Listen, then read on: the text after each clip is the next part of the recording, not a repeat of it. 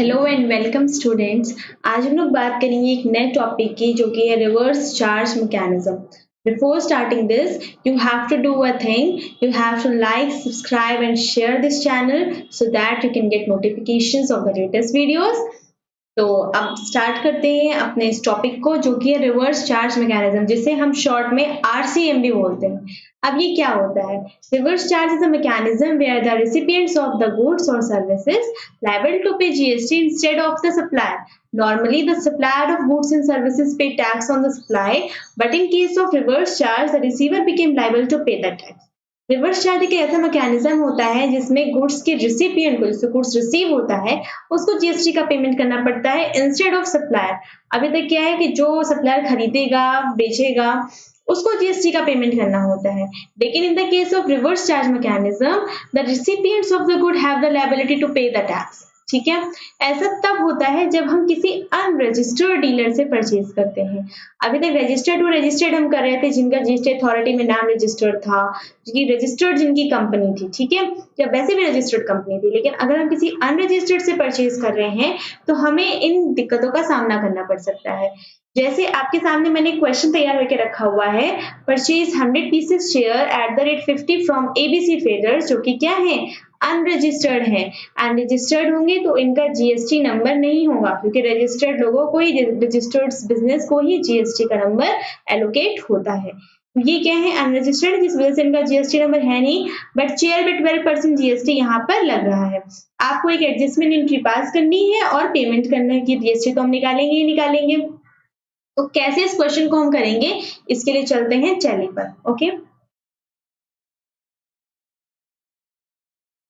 अब यहाँ पर सबसे पहले हम अपना जीएसटी नंबर यहाँ पर डाल लेते हैं, क्योंकि हम तो रजिस्टर्ड ही हैं।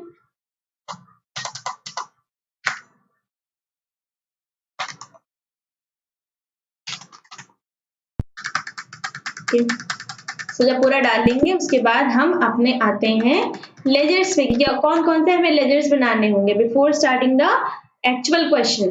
तो हमें सबसे पहले लेजर बनाना है किसका, जिससे हम परचेज कर रहे हैं, जो कि है हमारे ABC ट्रेडर्स। ये हमारे क्या हुए, हम परचेज कर रहे हैं तो ये हमारे क्रेडिटर हुए, और इनका जीएसटी नंबर हम यहाँ पे मेंशन नहीं करेंगे। इनफैक्ट यहाँ पे रजिस्ट्रेशन टाइप में हम क्या डालेंगे, अनरजिस्टर्ड। ओके, तो ये हो गया अनरजिस्टर्ड, और ये हम स्टार्ट कर देंगे। इसके बाद अब हमें क्या करना है, एक अपना परचेज का लेजर बनाना है, क्योंकि परचेज तो हम कर ही रहे हैं। परचेज बिलोंग्स टू बन चुका है हमारा, बिलोंग्स टू परचेज कैटेगरी। तो अब हम आते हैं अपने चेयर्स पे, जो कि हमारा स्टॉक है। I think it is also mentioned. No, it is not. तो हम यहाँ पर चेयर बना लेते हैं। चेयर का जो ग्रुप होगा वो होगा furniture, and it is belong to which type of category? Wooden furniture. तो ये आपने मेंशन कर दिया। Unit, it is measured in pieces.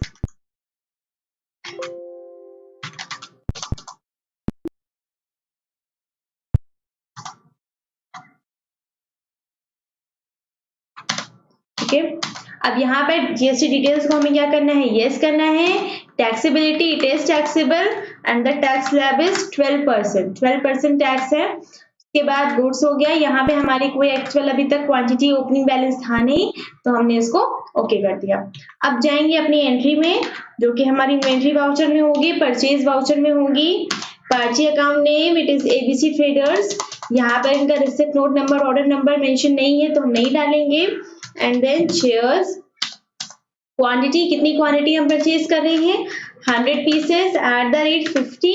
ठीक है, अब यहाँ पर हम जीएसटी नहीं डालेंगे। अभी तक हम यहाँ पे जीएसटी मेंशन कर रहे थे, नहीं करेंगे, बल्कि हम इसको एक रफ कॉपी की तरह से हम रफ में एक नोट कर लेंगे। उसके लिए हम CGST SGST बनाएंगे, क्योंकि हम ये मान के चल रहे हैं कि ये हमारे इंट्रास्टेट है। तो हम पहले यहाँ पर CGST बना लेंगे, वहां मेंशन नहीं करेंगे, हमें अलग से इसकी एंट्री पास आउट करनी पड़ेगी। This belong to central tax and SGST this belong to state tax. ठीक, तो ये हो गया आपका जीएसटी वाला laser.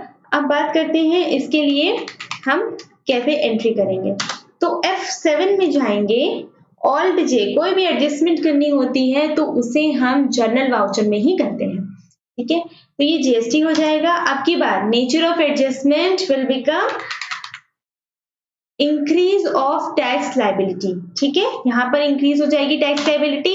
Additional details became purchase under reverse charge, ठीक है, या परचेज अंडर अनरजिस्टर्ड भी अगर आपका आएगा तो वो भी एक्सेप्टेबल होगा, ठीक। तो आप अनरजिस्टर्ड कर दोगे, कितना जीएसटी निकल के आ रहा है ये भी आपको कैलकुलेट करना पड़ेगा।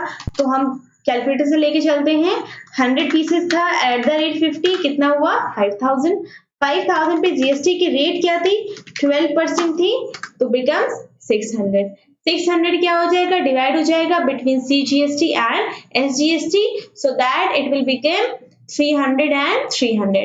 तो 300 मिल जाएगा सीजीएसटी को, 300 मिल जाएगा एसजीएसटी को। तो यहाँ पर हमने लिखा सीजीएसटी 300 एंड फिर से डेबिट हो जाएगा क्योंकि हम एडजस्ट कर रहे हैं, जो कि आप पहले भी एडजस्टमेंट करना सीखे हो।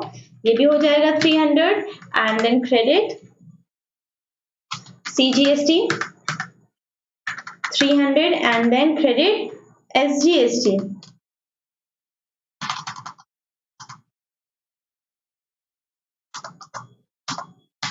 SGST is also 300। अब इसके बाद पेमेंट करना है, हमें पेमेंट तो करना पड़ेगा, उसके लिए F5, पेमेंट के लिए F5, then will press alt S. Alt S करने के बाद यहाँ पर हम डेट डालेंगे एंड देन पेमेंट टाइप में हम डालेंगे रिसिपिएंट लायबिलिटी। अभी तक हम क्या मेंशन कर रहे थे, रेगुलर, बट इस क्वेश्चन में क्या हो गया, रिसिपिएंट लायबिलिटी। इसके बाद पेमेंट कर देंगे नॉर्मल। सीजीएसटी कितना था 300 एंड एसजीएसटी कितना था 300, but it is of debit, ठीक है, क्योंकि ये भी हमारा एक्सपेंस है। 300 एंड क्रेडिट बिकेम कैश, क्योंकि कैश हमारे बिजनेस से जा रहा है। उसके बाद हम इसको कर देंगे एक्सेप्ट। तो ये हो गया आपका रिवर्स चार्ज मैकेनिज्म। इसका ट्रीटमेंट थोड़ा सा अलग था, यहाँ पे अनरजिस्टर्ड करना था, जीएसटी नंबर नहीं डालना था, परचेज एंड सेलिंग करते समय हमें जीएसटी नहीं मेंशन करना है। तो ये कुछ चीजें यहाँ पर डिफरेंट थी।